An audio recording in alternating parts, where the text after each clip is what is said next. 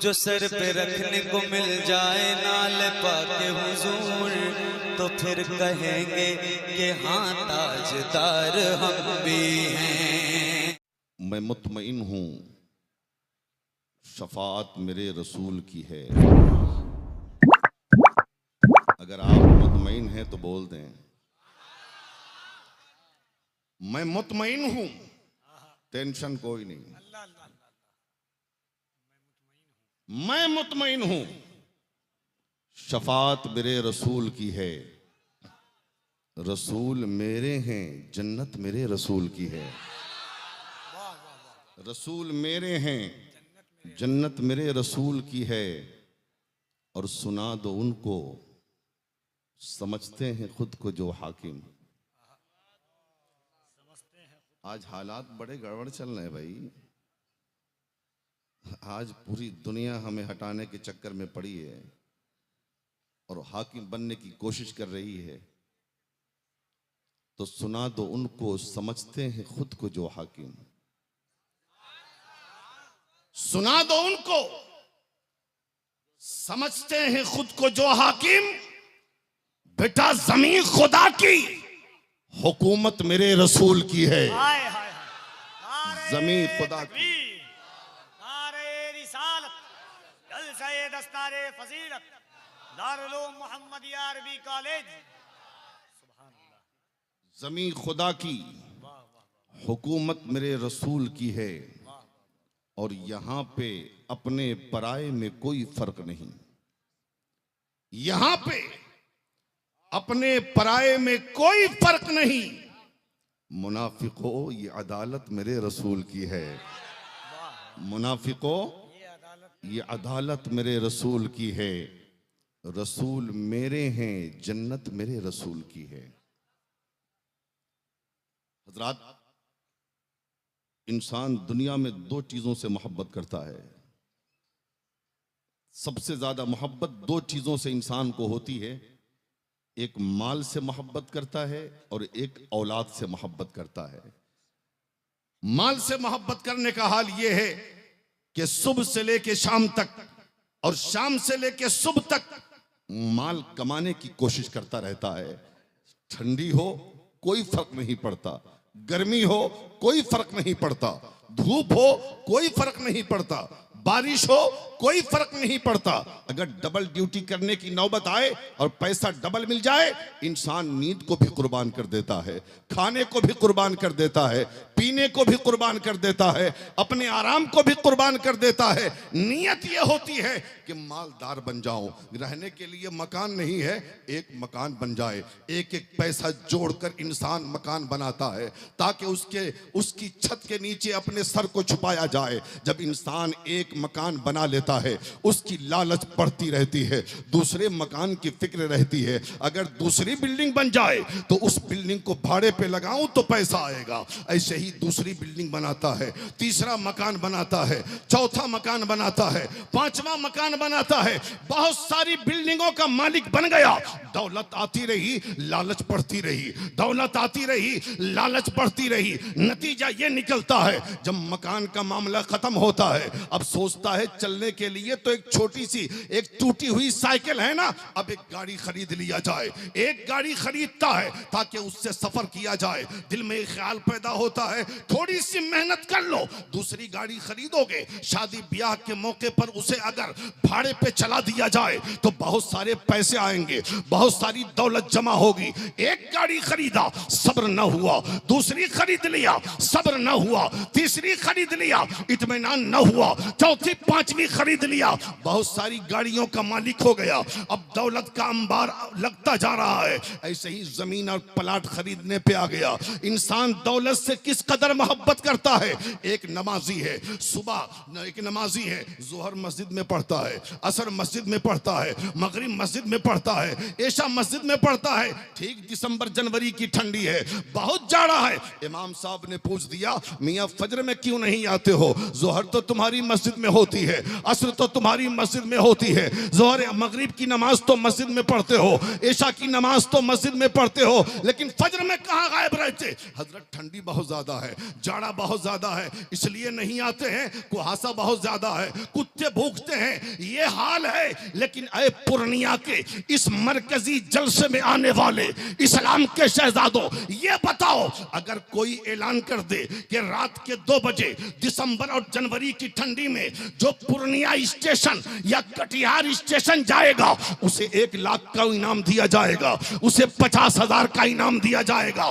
बताओ कौन ऐसा शख्स है जो कटिहार ना जाए? कौन ऐसा शख्स है जो स्टेशन ना जाए? वो तो ये सोच के जाएगा ना, 1 महीना कमाएंगे तो एक महीना कमाएंगे तो 50,000 आएगा, 2 महीना कमाएंगे तो 2 लाख आएगा। यहां तो जाना है, चलो कुहासे को छोड़ दो, ठंडी की क्या परवाह करनी है, कुत्ते भूखेंगे भूखते रहेंगे, लेकिन हमें तो पैसा चाहिए। ये दौलत से मोहब्बत का हाल है। और औलाद से मोहब्बत का हाल क्या है? औलाद लंगड़ी भी है, वो भी माँ बाप की आंखों के लिए नूर है। औलाद काली भी है, वो भी माँ बाप के लिए चांदो सूरज है। औलाद अगर अपाहिज भी है, वो भी बुढ़ापे का सहारा है। तो इंसान दावा करता है ये दौलत हमारी है, ये जमीन हमारी है, ये बिल्डिंग हमारी है, ये जायदाद हमारा है, ये बैंक बैलेंस हमारा है, ये बेटी हमारी है, ये बेटा हमारा है, ये औलादें हमारी है। ऐ पूर्णिया वालों, हम तुमसे पूछना चाहते हैं, जिन दौलत को और जिस औलाद को हमने अपनी दौलत कहा और अपनी औलाद कहा, आओ कुरान से पूछते हैं, ऐ कुरान तू बता इस दौलत का मामला क्या है, इस औलाद का मामला क्या है? तो कुरान कहता है, अरे जिस माल को तुम अपना माल कहते हो और जिस औलाद को तुम अपनी औलाद कहते हो, अल्लाह माल देकर तुम्हारा इम्तिहान ले रहा है, अल्लाह औलाद देकर तुम्हारा इम्तिहान।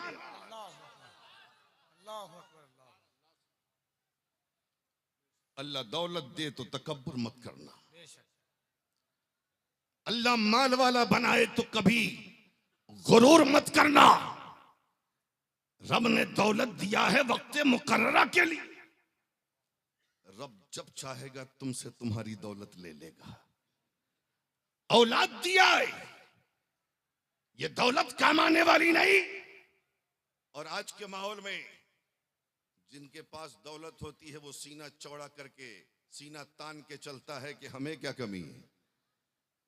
पूर्णिया में हमारे पास 10 बिल्डिंग है, बेशुमार गाड़ियां मेरे पास, आलो औलाद की कमी नहीं। जमाना हमारा क्या बिगाड़ लेगा? अगर माल आने के बाद गुरूर और तकब्बुर आने लगे तो 2 साल पहले तुर्की में आने वाला जलजला याद कर लेना, जिसमें 40 सेकंड में न जाने कितनी बिल्डिंगों को जमीन के नीचे धंसा दिया, कितनी गाड़ियां बर्बाद हो गई, कितनी जानें तल्फ हो गई। इसलिए दौलत आए तो तकब्बुर मत करना, लेकिन हाँ वो दौलत जो अल्लाह की राह में खर्च किया जाए, वो दौलत जो राह खुदा में खर्च किया जाए, वो दौलत जो मस्जिद की तामीर में खर्च किया जाए, वो दौलत जो मदरसे के ताउन में खर्च किया जाए, वो दौलत जो किसी गरीब की गरीबी दूर करने के लिए खर्च किया जाए, वो दौलत जो किसी यतीम के सर पे दस्ते शफकत रखने के लिए खर्च किया जाए, वो दौलत जो किसी बेवा के सर पे दुपट्टा डालने के लिए खर्च किया जाए, वो दौलत जो मदारिस इस्लामिया के तलबा की मेहमान नवाजी के लिए खर्च किया जाए, वो दौलत जो उलमा की खिदमत के लिए खर्च किया जाए, जो दीन की बका के लिए खर्च किया जाए, वो दौलत जन्नत में जाने का सबब बनता है।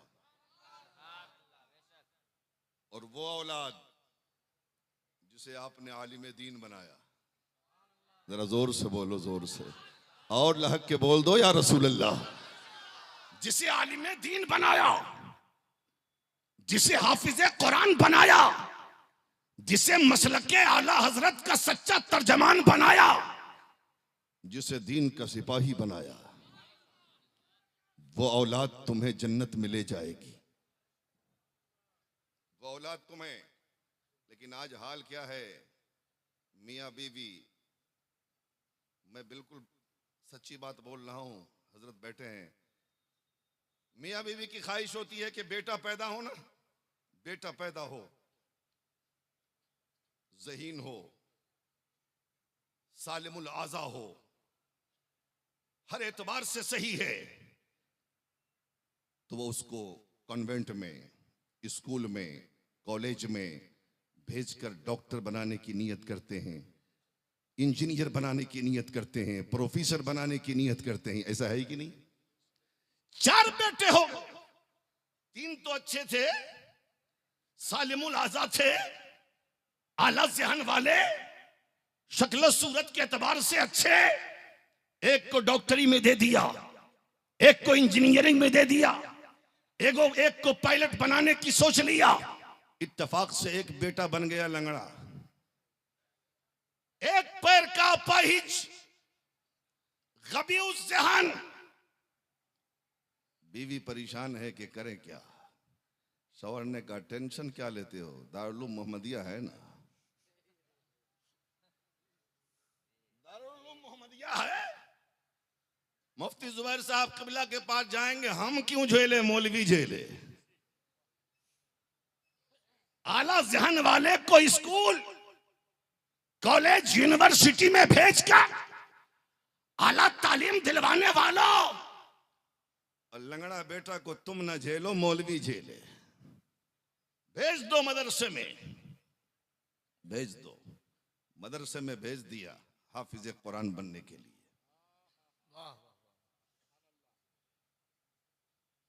नाबीना को डॉक्टर बनते देखा है क्या? अरे बोल मैंने तो नहीं देखा, ईमानदारी से कह रहा हूं मैं, आपने देखा होगा, मैं ये भी नहीं कहता कि नहीं बनता होगा, हो सकता है बना हो, लेकिन मैंने अपनी उम्र में किसी नाबीना को डॉक्टर नहीं देखा, क्या तमसील है, वाह वाह वाह वाह।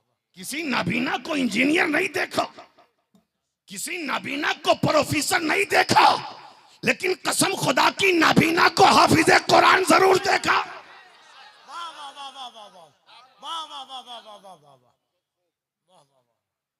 तुम्हारा जनाजा रखा है, एक बेटा डॉक्टर, एक बेटा इंजीनियर, एक बेटा प्रोफेसर, सब पीछे खड़े हैं। जिसे हकीर समझकर बुझा दिया तुमने, वही चिराग जलेंगे तो रोशनी होगी। डॉक्टर ने पैसा कमा के दिया, इंजीनियर ने पैसा कमा के दिया, प्रोफेसर ने पैसा कमा के दे दिया, लेकिन जब उखरवी जिंदगी की बात आई, डॉक्टर खामोश, इंजीनियर खामोश, प्रोफेसर खामोश, पायलट खामोश। अरे वही बेटा जिसे तूने अपाहिज समझकर दारुल उलूम मोहम्मदिया के हवाले किया था कि ये किसी काम का नहीं है, आज वही बेटा हाथ उठा के मगफिरत की दुआ कर रहा है। वाह वाह वाह वाह वाह वाह वाह वाह। अब बोलो, लंगड़ा काम आया, नबीना काम आया, कि ये काम आया? जोर से बोलो। और एक बात और सुनो ना, आप नाबीना को लेके जाओगे कॉलेज में, कबूल नहीं करेगा कॉलेज। कभी उस जहन को लेके जाओगे कॉलेज, यूनिवर्सिटी, स्कूल, ये कबूल नहीं करेगा। अरे यार, ये अपाहिज के कौन दर्द सर लेने वाला है? ठीक है, साइंस इतना तरक्की कर गया, लेकिन आज भी साइंस तुम्हारे नाबीना को कबूल नहीं कर रहा।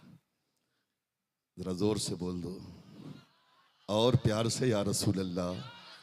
लेकिन देख मुस्तफा की नूरी चादर, मुस्तफा की नूरी चादर देख कि आज 14 सदियां गुजर जाने के बाद भी मुस्तफा की नूरी चादर तेरे नबीना को संभाल रही है और तुम्हें तसल्ली दे रही, घबराना मत।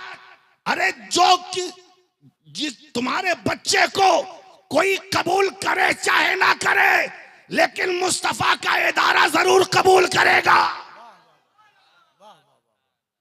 समझ रहे हैं?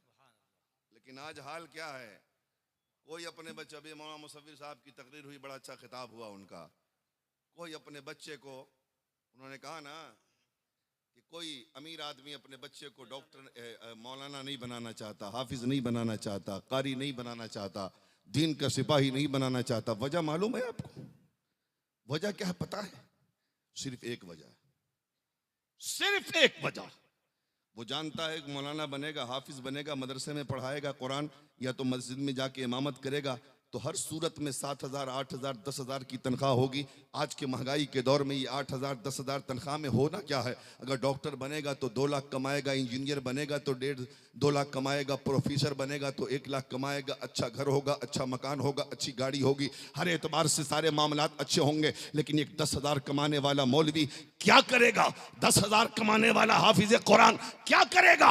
इसलिए चलो कोई बात नहीं है, अपने बच्चे को क्यों बनाओगे हाफिज कुरान, क्यों बनाओगे आलिम दीन? लेकिन एक रिक्शा चलाने वाला, एक रिक्शा चलाने वाला, एक मजदूरी करने वाला, वो सोचता है मेरे पास पैसे तो नहीं, चलो मदरसे में भेजकर मुस्तफा का कुरान पढ़ाओ, नबी की हदीस पढ़ाओ, वाह वाह वाह वाह।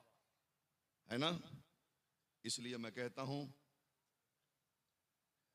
कोरोना में सारी चीजों का दाम बढ़ गया, बढ़ा कि नहीं? 400 रुपए लोग लहसुन खरीद रहे हैं, लेकिन इमाम की कीमत न बढ़ सकी, मौलाना की तनख्वाह ना बढ़ सकी। ये कौम हमारी इस कदर तंग नजरी का शिकार है। अल्लाह खैर करे। अपने आलिम को यार खुद कफील बनाओ, अपने इमाम को खुद कफील बनाओ, अपने मौलाना को खुश रखो। इसलिए कि जब तुम्हारा मौलवी खुश होगा, तुम्हारा इमाम खुश होगा, तुम मर गए, तुम्हारा बेटा तुम्हारे लिए दुआए मगफिरत करे चाहे ना करे, लेकिन जिस इमाम को तुमने खुश रखा है जिंदगी भर अपनी दुआ में वो तुम्हें शामिल रखेगा। सुभान अल्लाह, वाह वाह वाह वाह। समझ रहे हैं? और एक और बात कहता हूं, अपने बच्चे को दीनदार बनाओ। ये नहीं कहता कि डॉक्टर मत बनाओ, बनाओ ना भाई, डॉक्टर भी बनाओ, इंजीनियर भी बनाओ, प्रोफेसर भी बनाओ, हाफिज कुरान भी बनाओ, आलिम दीन बनाओ, लेकिन डॉक्टरी के साथ अपने बच्चे को दीनदार बनाओ, इंजीनियरिंग के साथ अपने बच्चे को दीनदार बनाओ, प्रोफेसरी के साथ अपने बच्चे को दीनदार बनाओ, दुनियावी तालीम के साथ अपने बच्चे को मुस्तफ़ा का दीन सिखाओ, मुस्तफ़ा की शरीयत सिखाओ, मुस्तफ़ा का कुरान सिखाओ, मुस्तफ़ा की हदीस सिखाओ। और पलट के एक और खास जुमला दे दूं, अपने बच्चे को सिर्फ दीनदार मत बनाना, अपने बच्चे को आशिक रसूल बनाओ। सुभान अल्लाह, वाह वाह वाह वाह वाह। अपने बच्चे को आशिक रसूल बनाओ। वाह वाह वाह। इसलिए कि न जाने कितने डॉक्टर गुमराह हो गए, इंजीनियर गुमराह हो गए, प्रोफेसर गुमराह हो गए, पायलट गुमराह हो गए, मौलवी गुमराह हो गया, पीर गुमराह हो गया, मुहक्किक गुमराह हो गया, मुसन्निफ गुमराह हो गया, प्रोफेसर गुमराह हो गया। लेकिन जब डॉक्टरी के साथ तेरा बेटा आशिक रसूल बनेगा तो कहीं भी जाएगा उसके ईमान और अकीदे का सौदा नहीं होगा। वाह वाह वाह वाह वाह वाह वाह। अपने बच्चे को आशिक रसूल बनाओ, आशिक रसूल बनाओ। और यही सबसे बड़ी बात है। अब कहोगे कि मौलाना इतना आसान है आशिक रसूल बनाना? मैं कहूंगा हाँ आसान है, अगर सोच लो तो। अगर सोच लो तो, अपने दिल को नबी का मदीना बनाने के लिए सोच लो तो फिर मुश्किल नहीं है।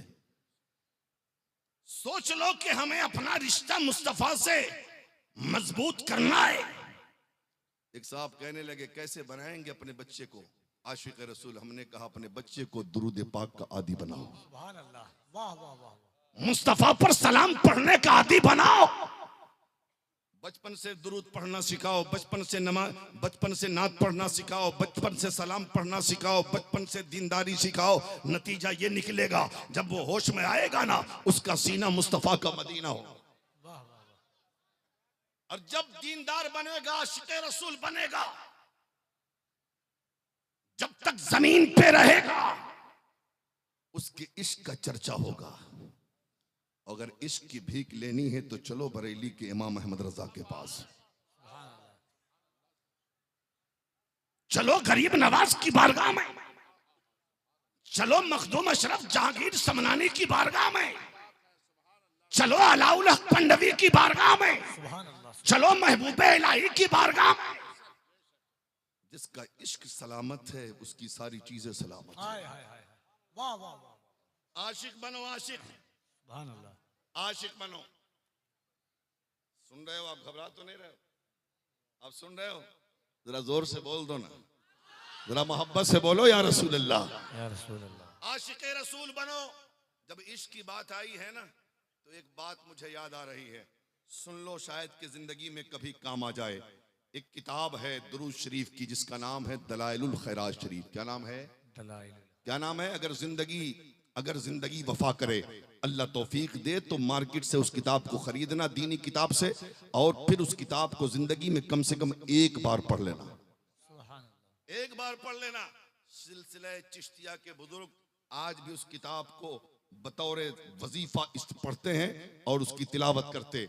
और बुजुर्गों ने फरमाया, अगर तुम्हारे पास परेशानी है, अगर बीमार हो, शिफा नहीं मिल रही है, अगर बेरोजगार हो, रोजगार से नहीं लग रहे हो, अगर बे औलाद हो, अगर कोई तुम्हारी नेक जायज तमन्ना पूरी नहीं हो रही है, किसी बाबा की तावीज से लेना देना नहीं है, किसी बाबा की तावीज के चक्कर में मत पड़ना, इसलिए कि ये तावीज तुम्हारी किस्मत का फैसला नहीं कर सकते। इस किताब को एक हफ्ता में पढ़ो और उसके बाद इस किताब के वसीले से अपने रब की बारगाह में दुआ करो, अल्लाह दुरूद पाक की बरकत से तुम्हारी दुआ कबूल। इस किताब में 800 दुरूद पाक है। कितने हैं? बोलो बोलो, कितने हैं? 800।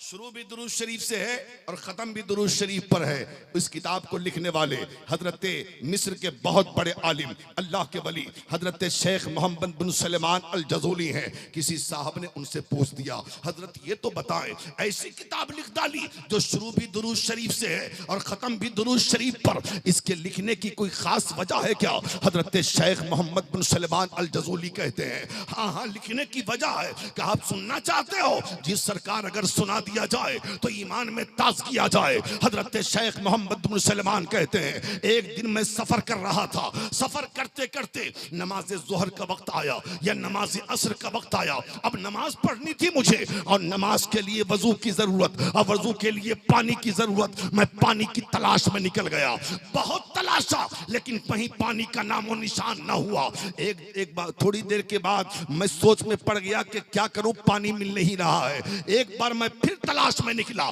तो एक कुएं के पास पहुंचा, देखा कुआं है, कुआं में पानी भी है, लेकिन पानी इतना नीचा है कि पानी निकालने के लिए रस्सी और डोल चाहिए। मैंने बहुत गौर किया चारों तरफ, तो न मुझे रस्सी मिली न डोल मिला। अब मैं परेशान हो गया, आखिर पानी निकले कैसे? और जब पानी निकलेगा नहीं तो वजू बनाऊंगा कैसे? और वजू बना ना पाऊंगा तो नमाज पढ़ूंगा कैसे? उसी कुएं से सटा हुआ एक गरीब मुसलमान का घर था और उस गरीब मुसलमान के घर की छत पर एक 7 साल की बेटी खेल रही थी। जब उसने मुझे मुतफक्किर पाया, मुझे सोच में पाया, वो बच्ची मुझसे मुखातब होती है और कहती है, चचा कौन हो आप और किस लिए यहाँ खड़े हो, क्या चाहिए आपको? वो चेहरे से तो पहचानती ना थी, लेकिन हजरत शेख मोहम्मद बिन सलेमान को जानती जरूर थी, इसलिए कि मिस्र के बहुत बड़े आलिम थे। हजरत शेख से वो पूछती है, बेटी चचा बताएं नाम क्या है और किस लिए यहाँ आए हैं?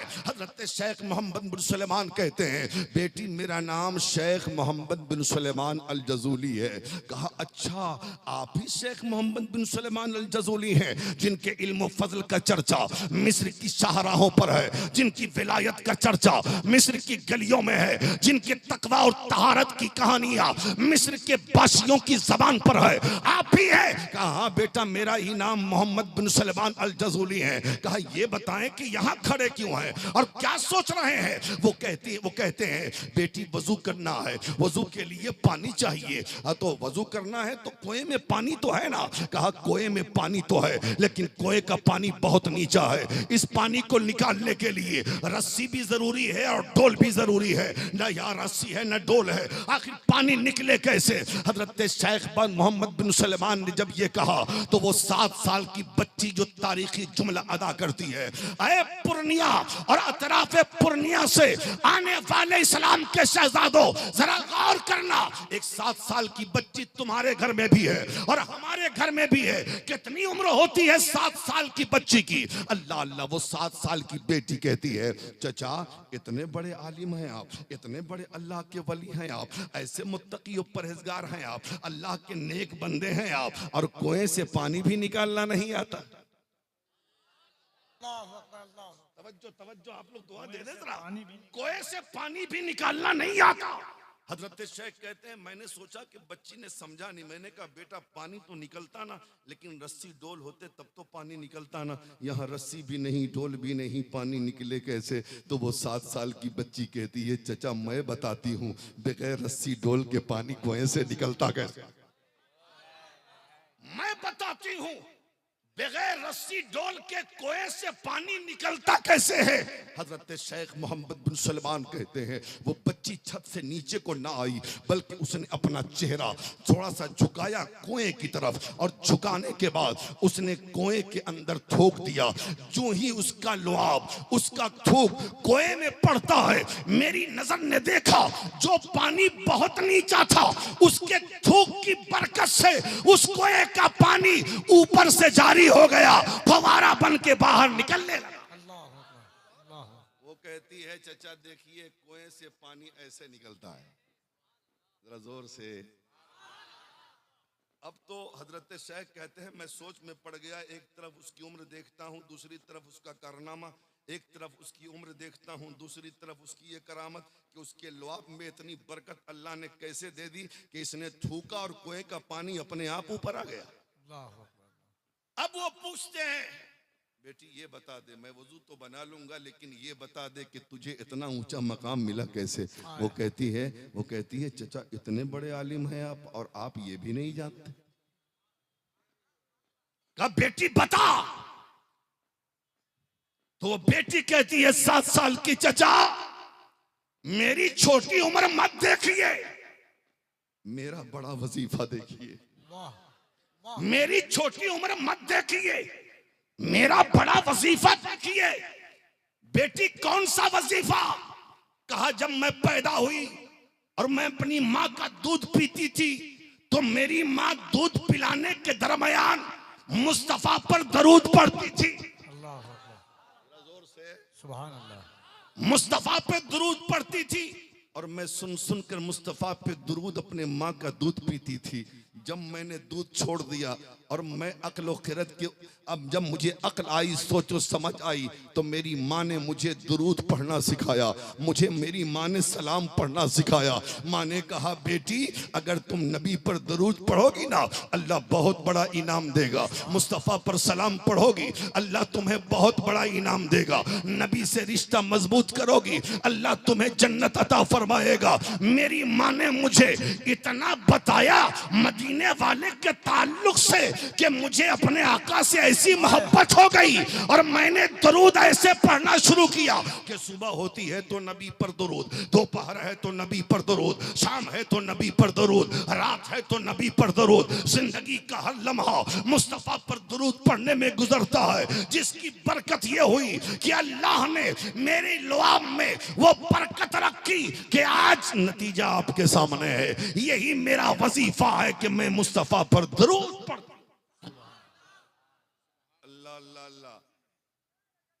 चाचा जाए वजू बना ले। हजरत शेख चले वजू बनाने, बीच रास्ते में जब पहुंचे तो बच्ची ने फिर आवाज दिया चचा एक सवाल का जवाब तो देते जाइए। पलट के आ गए, बोटे बेटा बोलो कौन सा सवाल है? अब जरा सवाल समझिए, सवाल सुनिए और मचल जाइए। उलमा हमारे बड़े बड़े उलमा बैठे हैं, इनकी तवज्जो इनकी दुआएं भी चाहिए मुझे। वो बच्ची कहती है चचा ये बताएं क्या आप उन्हें जानते हैं? सवाल सुन, क्या आप उन्हें जानते हैं कफील भाई? क्या आप उन्हें जानते हैं जिन पर दुरूद पढ़ने से अल्लाह इतना ऊंचा मकाम देता है? आज हम जैसा मौलवी होता तो कहता कि हम हैं इतने बड़े मौलाना, हम नहीं जानेंगे तो कौन जानेगा। लेकिन वहां शेख मोहम्मद बिन सलमान अल जज़ूली वो कहते हैं बेटा मैं उन्हें जानता तो जरूर हूं, लेकिन लगता है कि तू मुझसे ज्यादा उन्हें पहचानती है। बेटा बता वो कौन है जिन पर दरूद पढ़ने से अल्लाह इतना ऊंचा मकाम देता है। हजरत शेख मोहम्मद बिन सलमान ने कहा तो 7 साल की बेटी कहती है चचा बता दूं कौन है वो, चचा बता दूं कौन है वो, चचा बता दूं कौन है वो। हाँ मेरी बेटी बता दे कौन है वो। तो वो 7 साल की बेटी कहती है चचा सुनिए, वो रहमत वाले मुस्तफा हैं, वो करीम आका हैं, वो करीम नबी हैं। जब वो जंगलों में चले जाते हैं तो जंगल के दरिंदे भी अपनी झाड़ियां छोड़कर जिनके दामने रहमत से लिपट जाया करते हैं, दामने करम से लिपट जाया करते हैं, वो रहमत वाले मुस्तफा हैं जिन पर दुरूद पढ़ने से अल्लाह ऊंचा मकाम। नारे तकबीर, नारे रिसालत, अज़मते मुस्तफा, शाने मुस्तफा, फजीलते दुरूदे पाक, जलसे दस्तारे फजीलत। सुभान अल्लाह। इसलिए भाई अपने बच्चे को आशिक रसूल बनाओ, सुभान अल्लाह। ताकि कोई डकैत तुम्हारे ईमान और अकीदे पे डाका ना डाल सके, ताकि अपने आप को तुम बचा सको। और अगर तुमने नहीं अपने बच्चे को आशिक बनाया तो सुन लो हालत क्या होगी। और इश्क की पढ़ाई तो मदरसे में पढ़ाई जाती है ना, नबी से मोहब्बत करना तो मदरसा में सिखाया जाता है ना। इसलिए एक लफ्ज मैं कहता हूं अपनी तकरीर में कि मदारसा इस्लामिया इस्लाम की नशअते सानिया का दूसरा नाम है। मदरसे की हिफाजत क्या समझते हो मदरसे को? आज सारी नजरें मदरसे पर, आज टेढ़ी निगाहें मदरसे पर, मस्जिद पे नहीं, खानकाह पे नहीं, मजार पे नहीं, मदरसे पर। क्यों? इसलिए कि ये जानते हैं अगर मदरसा सलामत है तो ये कौम सलामत है।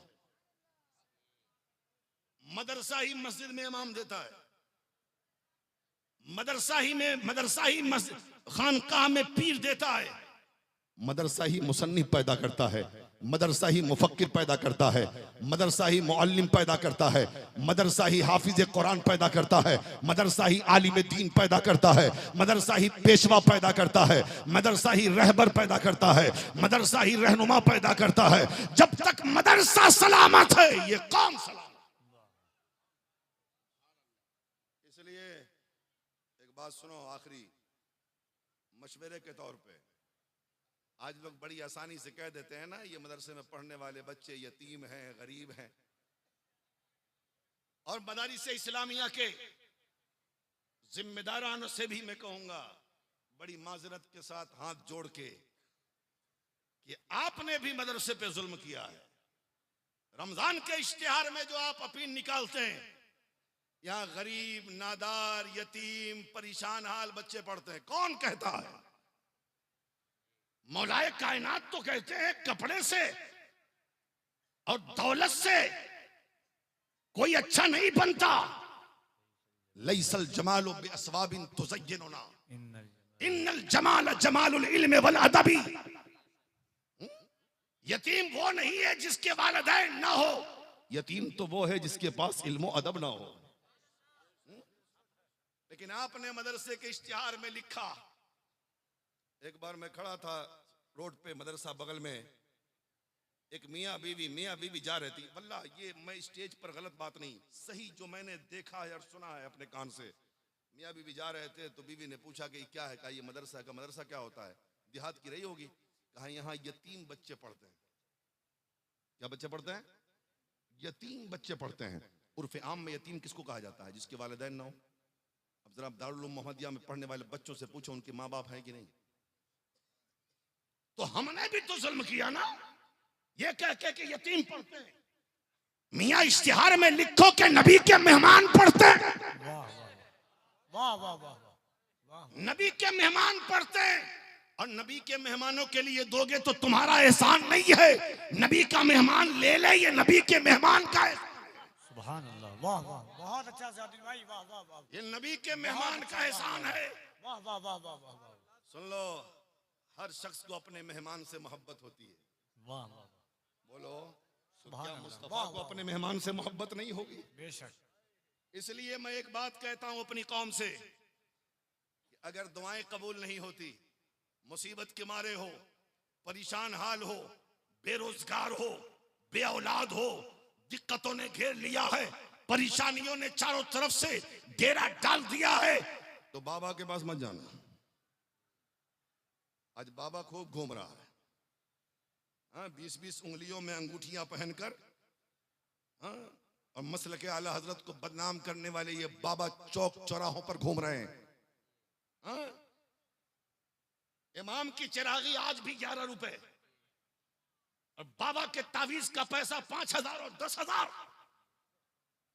शर्म नहीं आती? मां घर में बीमार है, दवा के लिए पैसा नहीं और बाबा को देने के लिए 10,000। अरे इन बेबाओं की तावीज तुम्हारी किस्मत का फैसला नहीं करेगी। और ये नहीं है कि मैं तावीज का मुखालिफ हूं, इन बाबाओं की तावीज से मैं तो कहता हूं, इन बाबा की एक तावीज क्या मियां, 100 तावीज ला के लटका दो, जो भी बरकत होगी वो भी चली जाएगी। और कभी ऐसा कर लो कि एक दिन बाबा को पकड़ के ला के लटका दो, बाबा को पकड़ के ला लटका। अगर इतना बरकत वाला है तो फिर बरकत होगी ना।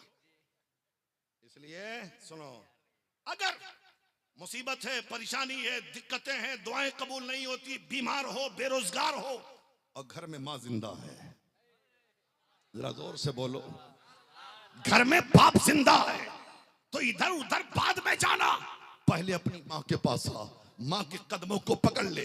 अम्मी जान बीमार हो, दुआ कर दीजिए अल्लाह शिफा दे दे। अम्मी जान बेरोजगार हो, दुआ कर दीजिए अल्लाह रोजगार से लगा दे। अम्मी जान दिक्कतों में घिरा हो, दुआ कर दीजिए दिक्कतों से छुटकारा मिल जाए। कसम खुदा की, अगर बूढ़ी मां ने अपनी तोतली जबान से अपना दुपट्टा उठाकर तुम्हारे लिए दुआ कर दिया, अल्लाह तुम्हारी परेशानियों को दूर फरमाएगा। वाह वाह वाह वाह वाह, तुम्हारी परेशानियों को दूर फरमाएगा। और अगर खुदा न खास्ता माँ बाप में से दोनों जन्नत सुधार गए, वो दुनिया से चले गए, वो अपनी कब्र में है, तो इधर उधर मत जा, चला दारुल मोहम्मदिया में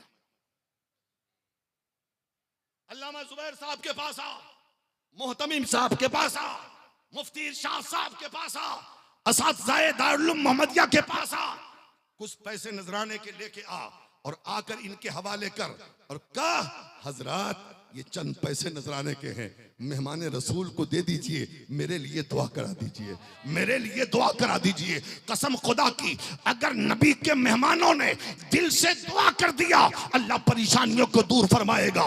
इसलिए कि दिल से जब बात निकलती है असर रखती है, पर नहीं ताकत परवाज़ मगर। वाह वाह वाह वाह वाह, नारे तकबीर, नारे रिसालत, जलसे दस्तारे फजीलत, दारुल मोहम्मदिया अरबी कॉलेज। और ये मैं क्यों कह रहा हूं, सुन लो, ऐसे हवा में मैं बात नहीं करता, हाँ, इसलिए कह रहा हूं, इनकी दुआओं में असर क्यों है, सुन लो। आओ आओ आओ, तुम्हारे पूर्णिया में बेशुमार पैसे वाले लोग हैं, बड़ी बड़ी बिल्डिंगें वाले, बड़े बड़े अमीर कबीर, कीमती गाड़ियों वाले, बड़े बड़े ओहदे वाले। 10 अमीरों को इकट्ठा करो और इकट्ठा करने के बाद उनको अपने मोहल्ले के कब्रिस्तान के पास से गुजारो और उसके बाद अल्लामा मुफ्ती जुबैर साहब क़िबला या बरेली शरीफ, मुबारकपुर अशरफिया या जहाँ जहाँ तुम्हारी नज़र में मोहताज दारुल इफ्ता है, वहाँ आप सवाल लिखो। और लिखने के बाद सवाल में क्या लिखोगे, हजरत पूर्णिया के मैंने 10 सेठों को अपने महल्ले के कब्रिस्तान के पास से गुजार दिया है, ये बता दीजिए क्या कब्र वालों का कोई फायदा हुआ?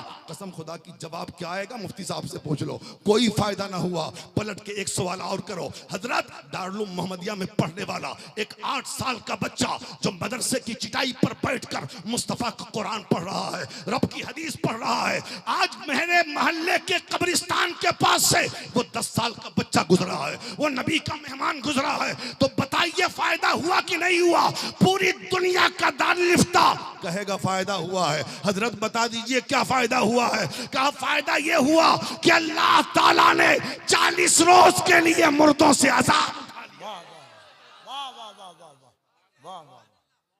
और ये कोई मौलवी नहीं कहता, मुस्तफा फरमा रहे हैं कि अगर आलिम या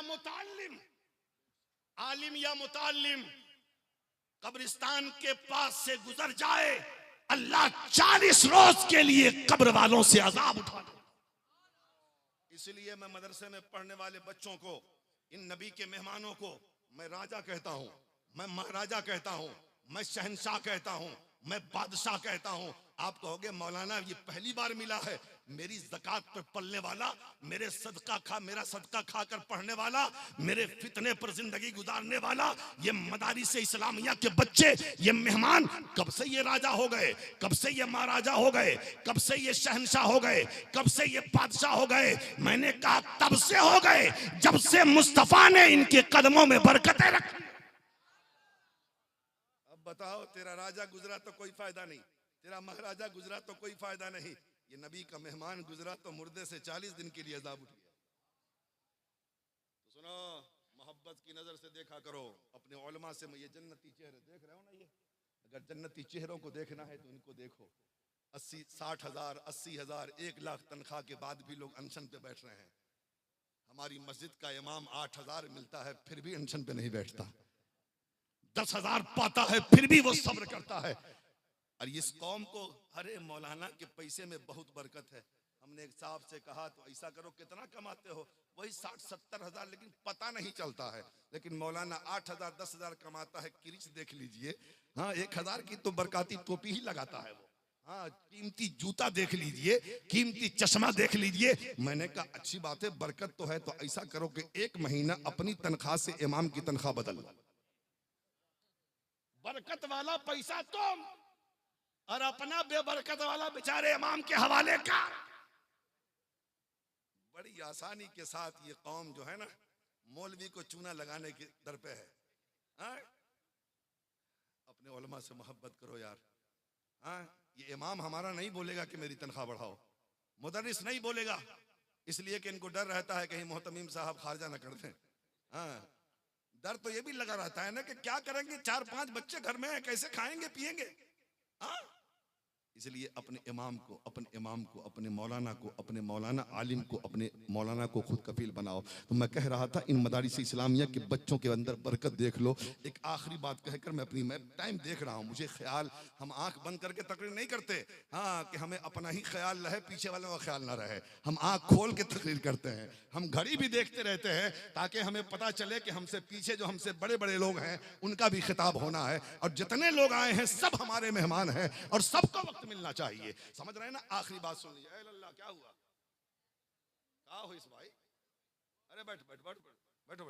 हाँ, आखिरी बात सुन लो। हाँ, एक आलिम साहब जलसे से, जैसे हम लोग भी जलसे में कभी जाते हैं, मुफ्ती साहब किबला जाते हैं, हाँ, जलसे से या मिलाद से रात के 2 बजे लौटे, देखा कि घर दूर है, ठंडी का मौसम है, सोचा दारुल उलूम मोहम्मदिया में चला जाता हूँ, रात गुजार लेता हूँ, फजर के बाद चला जाऊंगा मदरसे में, मदरसे से घर चला जाऊंगा।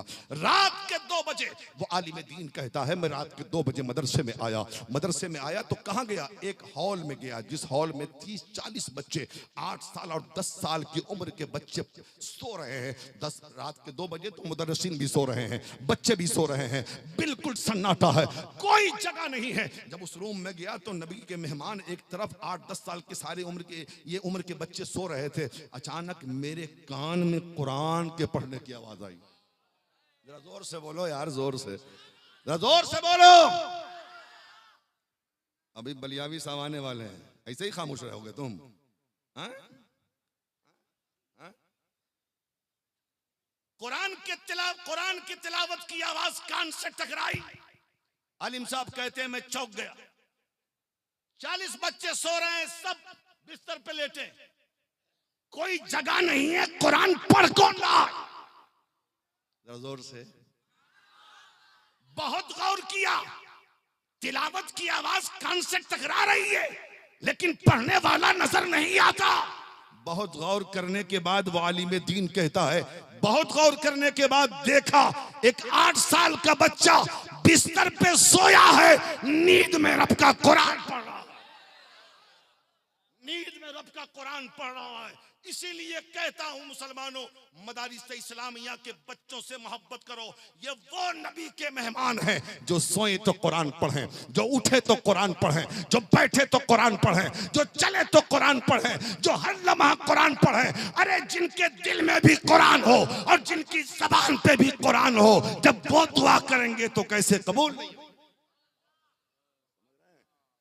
इसलिए मदरसे की हिफाजत करो, समझ रहे हैं ना, मदारिस दीनिया की हिफाजत करो, अपने बच्चों को दीन सिखाओ, कम से कम इतना तो सिखा लो कि मर जाओ तो वो कब्र पे खड़े होकर हाँ तुम्हारे लिए इसाले सवाब कर सके, दुआए मगफिरत कर सके, समझ रहे हैं। इसलिए मेरे भाई ये चंद जुमले थे, वक्त की कमी, बातें तो बहुत करनी थी मुझे लेकिन वक्त की कमी है। बस अल्लाह से दुआ है कि अल्लाह ताला इन जुमलों को कबूल फरमाए और मेरे बोलने में कोई भी अमदन सहवन खताएं लग़ज़िशें भूल चूक हो गई हो, मैं सिर्फ दिल से तौबा करता हूँ।